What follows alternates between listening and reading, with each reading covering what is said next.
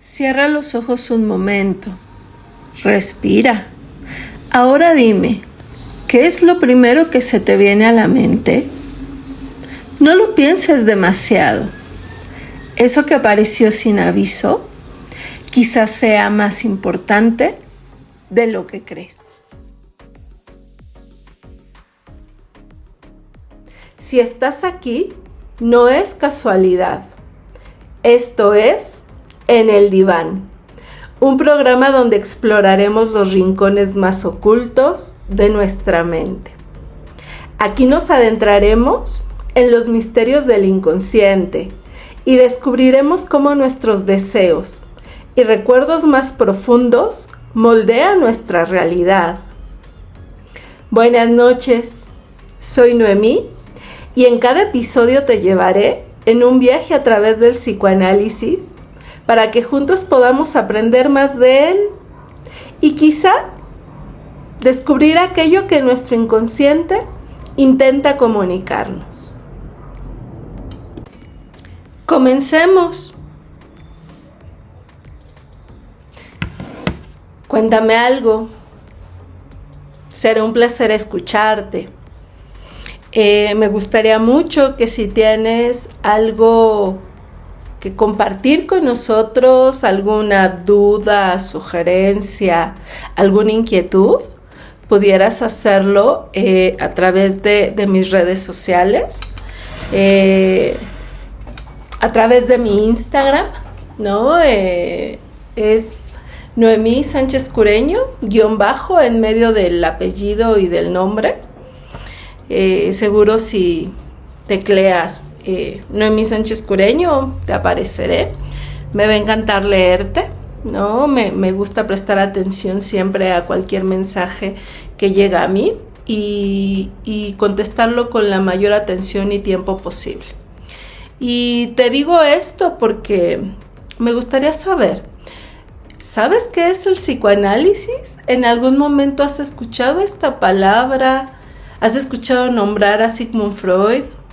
¿Has escuchado el término inconsciente? Cuando alguien tiene un lapsus, cuando alguien tiene un sueño y pregunta por su interpretación,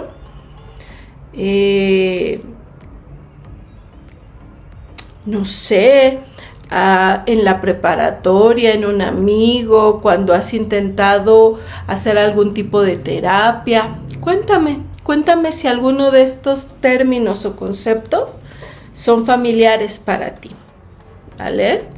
Bueno, me gustaría empezar por mencionarte que el psicoanálisis no es solo una teoría sobre la mente, es una revolución en la forma en que entendemos al ser humano, ¿no?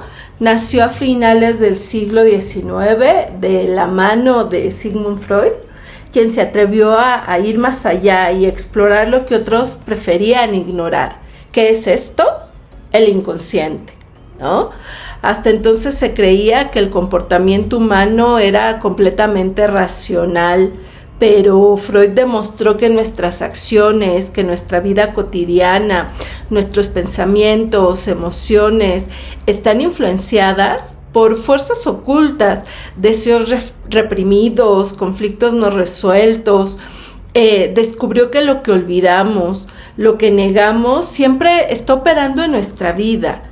En nuestra vida diaria, en las cosas que hacemos, cómo nos vinculamos, cómo elegimos pareja, la carrera que estudiamos,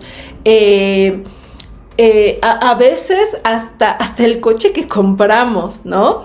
Y es a través de síntomas, sueños, lapsus y actos fallidos que el inconsciente se manifiesta. El psicoanálisis es enigmático, inquietante.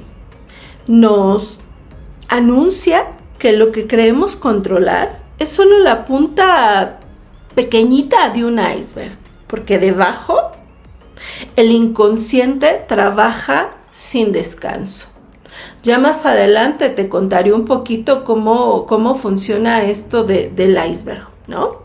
Pero antes me gustaría contarte algo. El psicoanálisis vino a traernos a la humanidad, vino a traernos como seres humanos la tercera herida narcisista. Nos vino a anunciar que no somos dueños absolutos de nuestra mente. Las dos primeras, ¿no? Las trajo Darwin cuando habló de la selección natural y nos dijo que veníamos del mono o proveníamos del mono, ¿no? En un estado de evolución. Y el otro fue Copérnico cuando mencionó que la Tierra no era el centro del universo, ¿no? Freud se sumó con mencionar que no somos dueños absolutos de a veces lo que hacemos, lo que decimos, lo que pensamos o las elecciones que tomamos, ¿no?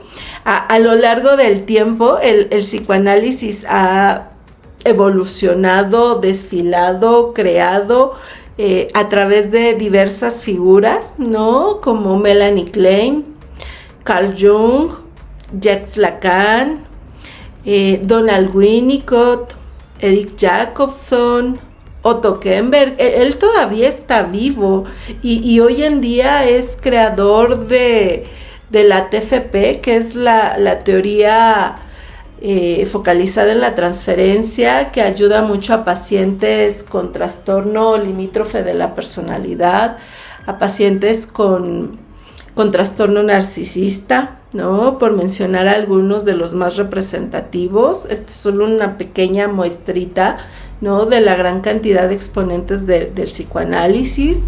Horacio Echegoyen también, él no tiene mucho que falleció, no tengo claro hace cuántos años, pero fue reciente, ¿no? Un psicoanalista argentino que también nos obsequió un manual así choncho, grande, de técnica psicoanalítica, muy interesante también. Y bueno, hoy en día siguen siendo autores que proporcionaron herramientas fundamentales para comprender el deseo en los seres humanos, el trauma, la angustia y las repeticiones en nuestra vida cotidiana. Actualmente podemos pensar en algunos exponentes del psicoanálisis contemporáneo. No sé, en las redes sociales puedes encontrar a Juan David Nacio, ¿no? Él es autor de varios libros. El último es algo que tiene que ver con la depresión, justo se me fue el nombre. El penúltimo fue el psicoanálisis y cura, ¿no? Con prólogo de Gabriel Rolón, que también es un psicoanalista que es súper versátil, actúa, hace obras, escribe series y además me parece que nos brinda un psicoanálisis bastante humano, ¿no? Luciano Lutherau, que también está vigente en los medios, también escribe bastantes libros sobre psicoanálisis para padres, para niños, para adolescentes, para adultos de la vida cotidiana. ¿Qué decir de Lara Lisenberg, ¿no? También una autora bastante lacaniana, ¿no? Que siempre habla del deseo, de lo erótico en el día a día, y hablo de lo erótico como esta posibilidad de sentir placer por todo lo que hacemos, porque además eso es fundamental. En el psicoanálisis la sexualidad es fundamental. El psicoanálisis se apuntala en la sexualidad humana, que no es lo mismo que el ejercicio sexual o el acto sexual, ¿no? Eso ya lo dejaré para capítulos más adelante, ya entrados en tema, ¿no? Elizabeth Rudinesco, que escribe mucho acerca de la vigencia del psicoanálisis y por qué es importante en nuestro mundo actual, ¿no? La importancia de despertar también ese deseo, esas ganas de vivir, ese sentido de la vida, ese poder encontrar y crear conciencia en un mundo tan líquido como en el que vivimos hoy en día. En este espacio vamos a sumergirnos en este mundo fascinante del que te hablo. No para encontrar respuestas fáciles, sino para formularnos preguntas específicas acerca de nosotros mismos. A veces creemos que somos dueños de nuestros pensamientos, de nuestras ideas, nuestras decisiones, de todos nuestros deseos, o incluso confundimos nuestro deseo con lo que queremos, que tampoco es lo mismo. Creemos que actuamos de manera consciente, racional y sobre todo libre. Pero, ¿y si no fuera así? ¿Y si detrás de cada elección, de cada equivocación, de cada obsesión, hubiera algo que no podemos ver y que nos influye sin que lo notemos? ¿Adivinaste? Ese es el inconsciente, el concepto central del psicoanálisis. Ese territorio oculto, ese espacio donde habitan los deseos reprimidos, los traumas no resueltos, las emociones que nuestra conciencia, nuestro yo, nuestra parte más exteriorizada no puede tolerar. Y entonces los manda ahí, al lugar más oscuro y profundo de nuestra mente. No lo vemos, pero lo sentimos, se manifiesta en nuestros sueños, en cuando decimos una cosa por otra, estos son los lapsus, en los síntomas que nos atormentan, que nos aparecen sin razón aparente. Hay de síntomas a síntomas, a veces es no poder irnos sin cerrar la puerta, no querer ir a trabajar, no querer ir a la escuela, no poder dormir. A veces son más intensos y se manifiestan en alguna enfermedad física, ¿no? Se nos cae el cabello, nos arrancamos las pestañas, nos mordemos el labio, nos mordemos las uñas, ¿no? Hay una diversidad de síntomas físicos que nos anuncian que algo no anda, algo está pasando. En este sentido, Freud describió como un síntoma dinámico, en constante lucha con la conciencia a lo inconsciente. Lo que reprimimos no desaparece, solo cambia de forma. Un miedo de la infancia puede transformarse en ansiedad en la adultez. Un deseo prohibido puede disfrazarse de culpa. Una palabra equivocada puede revelar lo que intentamos ocultar, ¿no?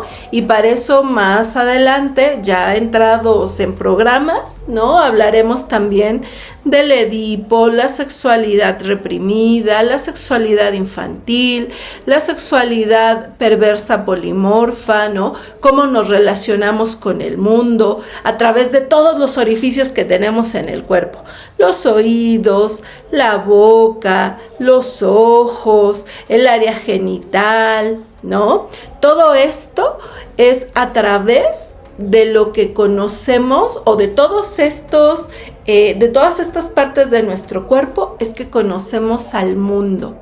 Porque cuando somos bebés, llegamos al mundo y somos cuidados por alguien más, que nos cambia, que nos mira, que nos apapacha, que nos limpia los oídos, que nos cambia el pañal, que nos alimenta, ¿no?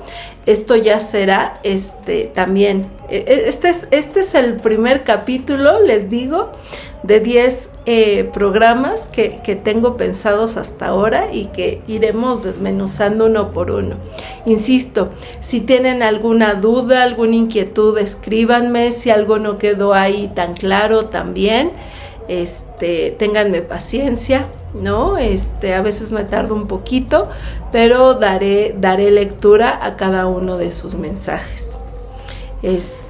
Aprovechando esto, por cierto, ya me acordé cómo se llama el libro de Juan David Nacio. Se los recomiendo, tanto si son terapeutas como si no son terapeutas, que es La depresión, es la pérdida de una ilusión, ¿no? Y en psicoanálisis, pues hablamos de cómo las personas nos vamos deprimiendo a lo largo del tiempo, cuando vamos perdiendo ilusiones en la vida, ¿no? El centro de la depresión a veces también tiene que ver con un profundo enojo por la frustración que sentimos ante la pérdida de un sinfín de ideales o de ilusiones en distintos momentos de la vida o de las experiencias que vamos atravesando. ¿Vale? Bueno, ese es un breve paréntesis. También algo que me parece importante ahora que estoy haciendo recomendación: hay que ver cine, hay que ver peliculitas y a lo mejor habrá quien ya la vio, habrá quienes no la han visto, ya vieron Intensamente, y si no, véanla. ¿Por qué lo digo? Porque el inconsciente es como este hoyo negro, me parece, de la segunda película de niños, es de niños de Pixar, ¿no? Donde las emociones de repente aventaban esferas a un hoyo negro o a un hoyo ahí, donde no querían que le estorbaran a Riley, y el inconsciente de repente es ese lugar donde se va todo eso en lo que no queremos pensar, porque justamente nuestra conciencia no lo tolera, ¿no? Y que tarde que temprano siempre regresa a nosotros, incluso tiempo después, ¿no? Porque hay ciertas condiciones en el inconsciente que lo permean, y es que es atemporal. O sea, no importa si fue hace 5 años, 10 años, 6 años o la semana pasada, siempre regresa, aunque creamos que ya fue. El inconsciente no se estructura ni se rige por ideas tan claras o por el lenguaje como lo conocemos, sino a través de la representación de imágenes, de desplazamientos. ¿Se acuerdan de este amigo imaginario de Riley? Insisto, si no vieron Intensamente, véanla.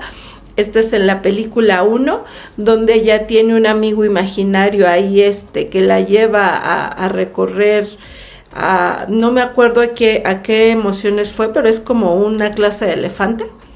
La lleva a recorrer a las emociones distintos momentos y escenarios de la mente de Riley, y entonces es como una deformación de una imagen tomada de diferentes aspectos de la vida cotidiana, incluso un sueño bien explicado ahí, que toma restos diurno para construir una imagen deformada. Hay personajes disfrazados donde hablan de cosas que le pasaron a Riley en la tarde.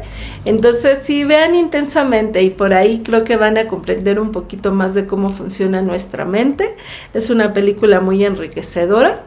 Y entonces el inconsciente es atemporal, está regido por representaciones, no reconoce tiempos. Entonces, pues, algo que surgió en el pasado puede ser actualizado hoy en día, ¿no? Entonces, por eso es importante rastrear un poquito en el tiempo cuando uno hace psicoanálisis, esas cosas que pasaron en las etapas anteriores. No es que uno quiera arreglar cosas en el pasado, no es que uno vaya a regresar al pasado y arreglar las cosas para tener un futuro diferente. Lo que pasa es que si uno entiende qué pasó en el pasado, uno puede entender qué se está repitiendo en el presente y buscar una elaboración diferente. Hemos hasta ahora hablado de Freud, que es el creador, el padre del psicoanálisis, ¿no? Hemos tocado un poquito nombres de autores que por ahí han dado seguimiento, ¿no?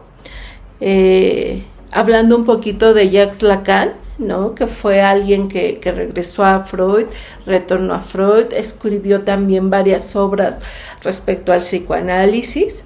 Él llevó un poquito más allá las ideas de Freud, y él hablaba de que el inconsciente no solo es un depósito de recuerdos y deseos, sino que está estructurado como un lenguaje, ¿no? Un lenguaje tiene sus particularidades, y entonces el inconsciente nos habla, nos deja pistas, nos atrapa en historias que repetimos una y otra vez sin saber por qué. De ahí la constancia, la frecuencia y el tiempo de duración del psicoanálisis, que en comparación sí con otras corrientes lleva más tiempo.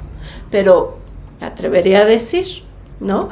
También de ahí la profundidad y el impacto que genera en la vida de quien se permite acercarse a él. Hoy en día hay un montón de ofertas de lugares para hacer psicoanálisis de manera accesible. Todo conlleva un esfuerzo en esta vida, ¿no? Pero son clínicas o lugares clínicos con opciones a hacer psicoanálisis de manera muy accesible y además prestigiosas, ¿no? Está el Centro Eleya, está AMPAG, está APM, está el Instituto Fernando Ulloa, ¿no? Aunque estamos en México y ellos están en Argentina, atienden online, ¿no? El psicoanálisis también ha evolucionado y hoy en día se puede hacer un psicoanálisis o una psicoterapia psicoanalítica vía online. Entonces, oferta hay mucha, ¿no? El tiempo y el periodo de duración de un psicoanálisis es algo que siempre se acordará entre paciente y analista, dependiendo de lo que se busque, dependiendo de lo que se acuerde, ¿no? Pero creo que hay variedad. Hoy en día hay variedad y hay muchas opciones. Dado que el inconsciente no es fácil, no se muestra así de mira, aquí estoy, ya veme, porque no es lógico, no es directo, no está accesible a simple vista y se esconde en los gestos, en los olvidos, en los sueños, en los síntomas, etc. Es importante prestarle atención, ya que ignorarlo no es que lo haga desaparecer. Ustedes pregúntenselo en su historia, cuántas cosas no hemos repetido, cuántas cosas no hemos olvidado y algún día retornan y nos asaltan cuando aparecen, ¿no? Incluso mientras más reprimimos, mientras más tratamos de olvidar, más fuerza tiene cuando vuelven. Imagina que fallece tu jefe en el trabajo o tu jefa en el trabajo y de repente empiezas a notar que a raíz de esto, ¿no? Te pones triste, pero es una tristeza que no corresponde a la intensidad del vínculo que tenías con él o con ella, ¿no? Que dices, o sea, nos llevábamos bien, nos queríamos, pero yo noto, que me pongo tristísimo o tristísima al grado de no querer venir a trabajar, de no querer estar acá, ¿no? Que me empiezo a sentir desvalida, inconsolable, o empiezo a sentir mucha inquietud, ¿no? A la hora de pensar en su fallecimiento, en la muerte de él o de ella, ¿no? Y entonces haciendo psicoanálisis, pensando un poquito en el método o en el dispositivo analítico, pues haciendo conexión, haciendo trabajo histórico, nos encontramos con una persona, ¿no? Que en la infancia perdió a su papá o a su mamá a muy temprana edad, ¿no? Imagínense lo que implica ser un nene de 4, 5, 6, 7, e incluso en la adolescencia, que pierde a su padre o a su madre. O sea, no hay mente que aguante. Psíquicamente es un bombazo. Y aunque te encuentres con figuras que te acogen, que te cuidan, que te ayudan a formarte en la vida, la mente no tolera la pérdida de un padre o una madre. Es inevitable caer en desamparo. Y entonces cuando este jefe o jefa fallece, uno inevitablemente conecta o se actualiza la experiencia de pérdida del padre o la madre de la infancia, ¿no? Y entonces uno dice, bueno, pues es que no es el jefe o la jefa, no es por él, es lo que en el inconsciente se activó, se actualizó y que está llevando a que se sienta una depresión profunda, un momento de pérdida bastante intenso, ¿no? Serían como el tipo de asociaciones o de búsqueda que se hace justamente en el recorrido psicoanalítico, ¿no? O sea, lo cuento ahora como muy somero, pero llegar a este tipo de asociaciones, pues toma tiempo, ¿no? Porque hay muchos recuerdos o muchas situaciones de vida que quedan reprimidas, es más que a veces hasta parecen absurdas y que en psicoanálisis no se les, o en cualquier terapia incluso, no se les da el peso. Uno dice, ay, esto es tan absurdo que ni vale la pena que lo cuente. Ya ha entrado uno en el tratamiento, ya conociéndose uno un poquito más, dice, oye, por cierto, ¿y te conté esto? Oye, por cierto, ya hablamos de esto, ¿no? Incluso a uno le empieza a entrar la curiosidad de decir, hoy creo que esto que pensé que no era tan importante, sí es importante, ¿no? Y entonces en ese sentido es que el psicoanálisis empieza a brindar una elaboración diferente a conflictos o situaciones que probablemente no estaban en nuestra mente muy conscientes y tampoco habíamos conectado con la parte emocional y el peso o la influencia que habían tenido en nuestra vida. De modo que el iceberg del que te hablaba hace un momento, bueno, ya hace un buen ratito, empieza a manifestarse, considerando como el iceberg de Freud la mente consciente, la mente preconsciente y el inconsciente. Considerando la mente consciente como aquello que sabemos, que podemos compartir con alguien, a lo que tenemos acceso, esos recuerdos que sí están presentes en nuestra mente, que no son olvidados, que no son reprimidos, ¿no? Por otro lado, la mente preconsciente, que son aquellos recuerdos, aquellas experiencias que con un poquito de esfuerzo podemos traer a una conversación, a compartir con alguien, ¿no? Como cuando uno dice, a ver, mira, no me acuerdo, pero déjame pensar. Ahora que lo dices, sí, fíjate que en la secundaria, fíjate que cuando chiquito, ¿no? Como que son cosas que sí podemos traer con un poquito de esfuerzo.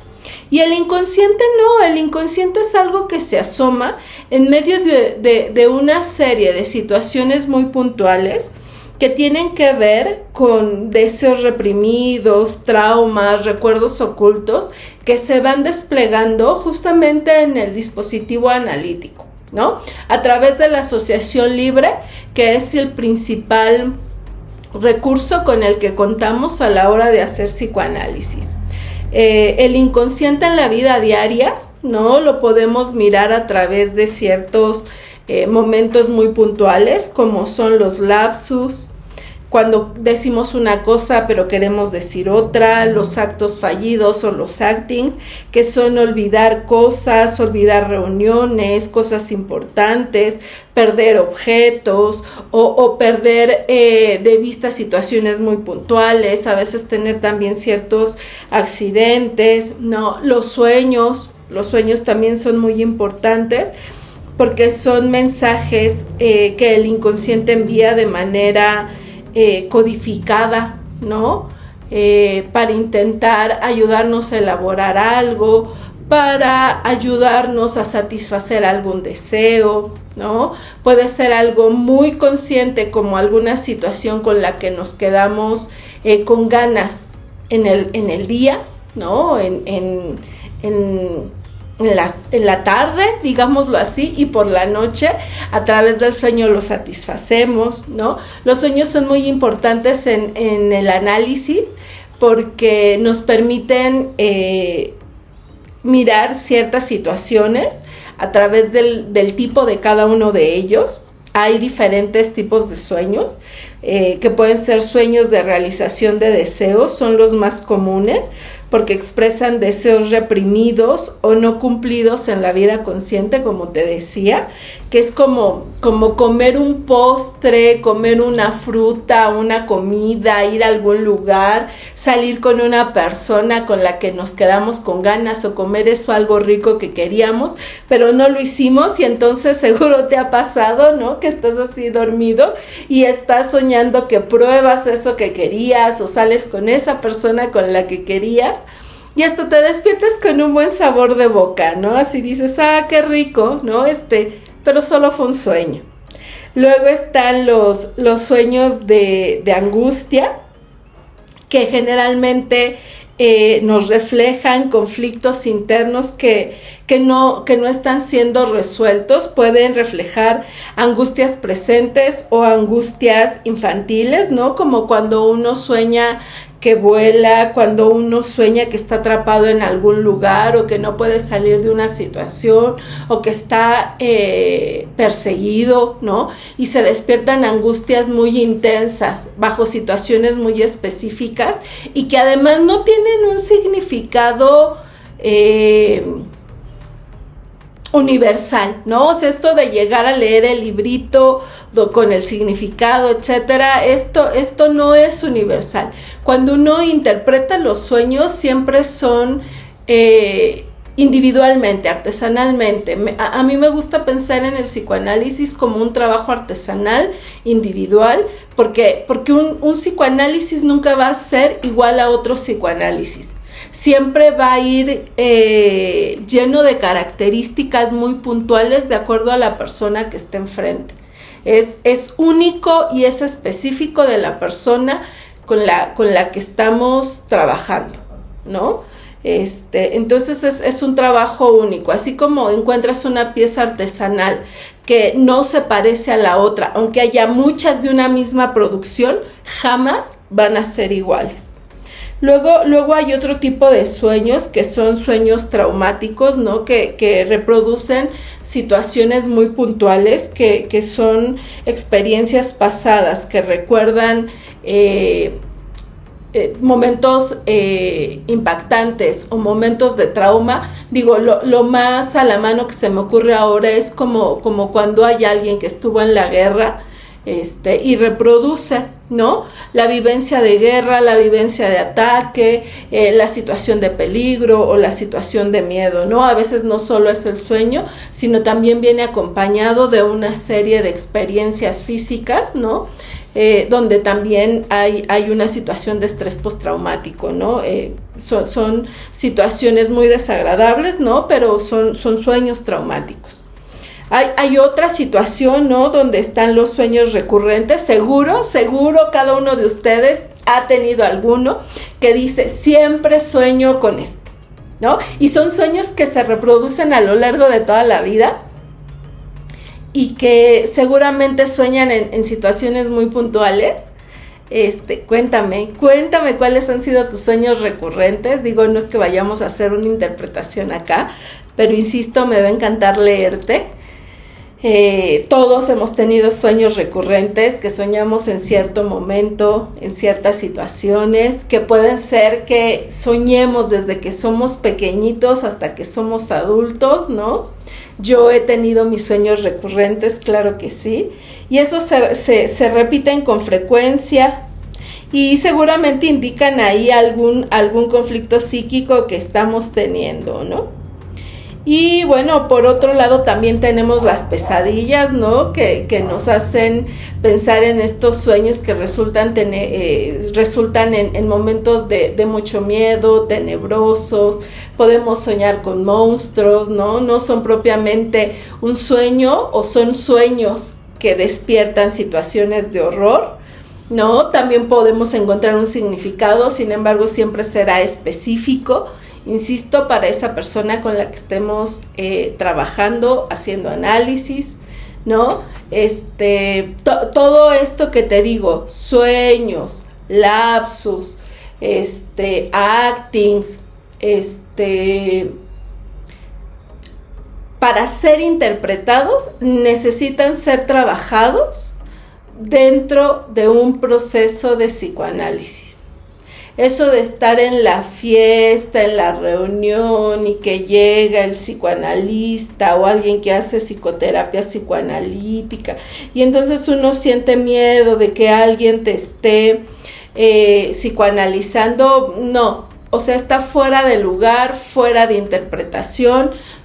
Los símbolos y el significado siempre se va construyendo entre el terapeuta y el paciente, ¿vale?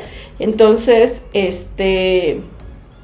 no nos sintamos perseguidos de encontrarnos con un terapeuta psicoanalítico o un psicoanalista en una reunión.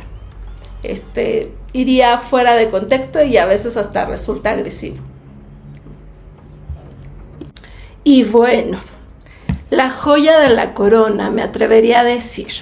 Si bien es cierto que a los psicoanalistas nos encantan los sueños y su interpretación, no gratuitamente Freud escribió la interpretación de los sueños y me parece que es una de sus obras más ricas o de sus obras más amplias.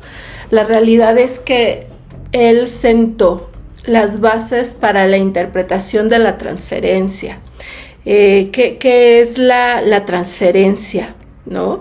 De entrada es de origen inconsciente y el paciente o los pacientes, ¿no? Porque en determinado momento también ser psicoanalista lleva implícito el hecho de ser un analizado, de llevar tu propio proceso terapéutico, ¿no? Y entonces ser paciente es no estar consciente de la transferencia y no darte cuenta de que estás repitiendo patrones afectivos o vínculos con tu terapeuta.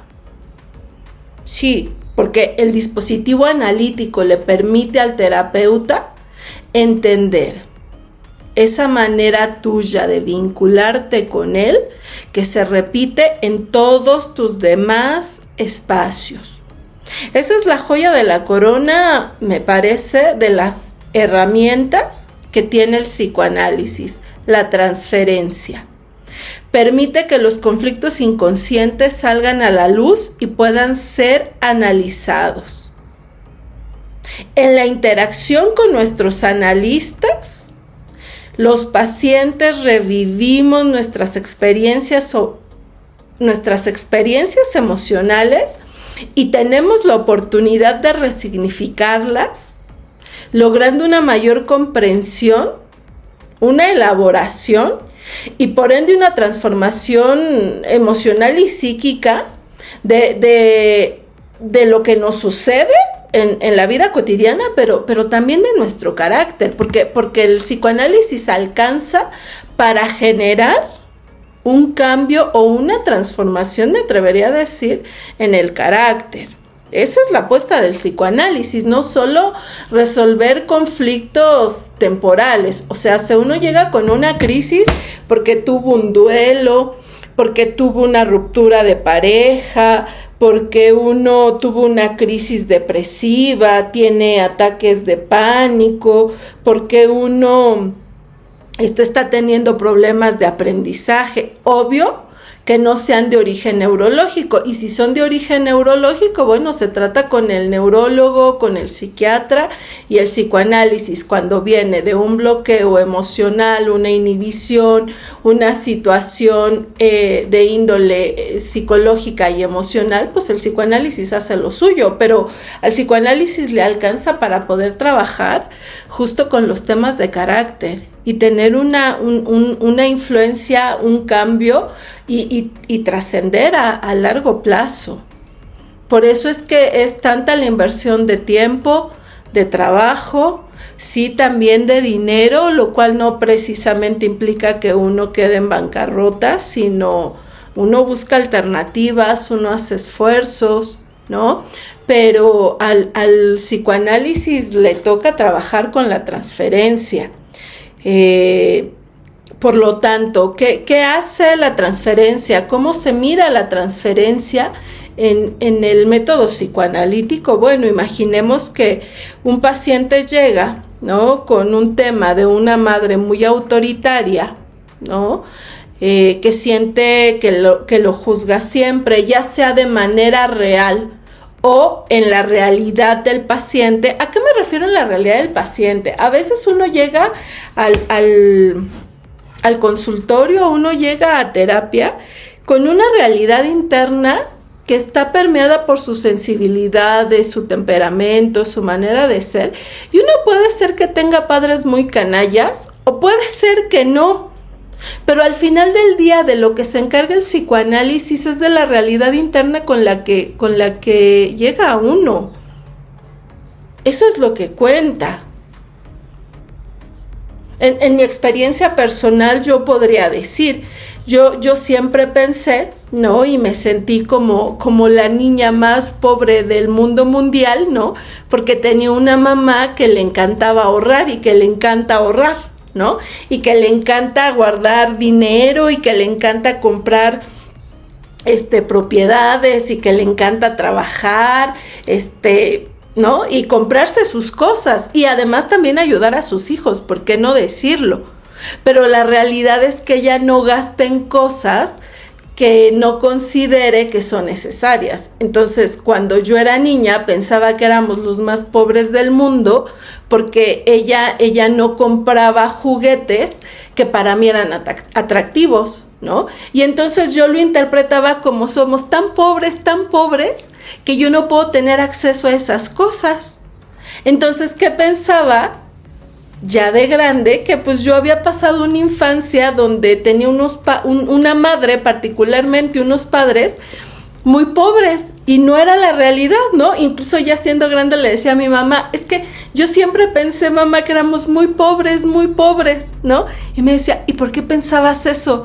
Y yo, pues porque tú nunca querías gastar dinero, ¿no? Porque pensaba que no tenías, y ella decía, no era así, ¿no?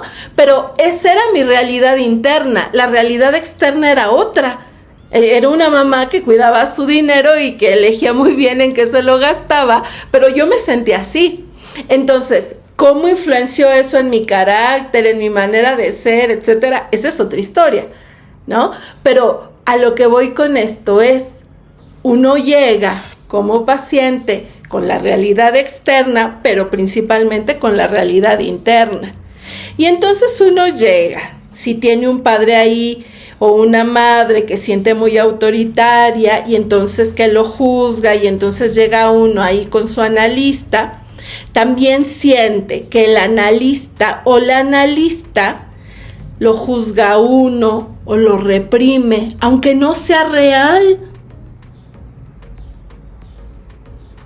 Y a través del análisis es a través del análisis que uno se da cuenta que está proyectando esta relación del pasado en su terapia. Y seguramente ahora no lo tengo claro, también me pasó con mi analista, ¿no? Sentir que él no me daba cosas que yo necesitara o que eran tan valiosas o que me daba poquito, yo qué sé, ¿no? Mi analista no está acá. Pero lo que trato de decir con esto es que esa es la transferencia y esas son la clase de cosas que el psicoanálisis va descubriendo. Pero que al final del día yo se los puedo contar y probablemente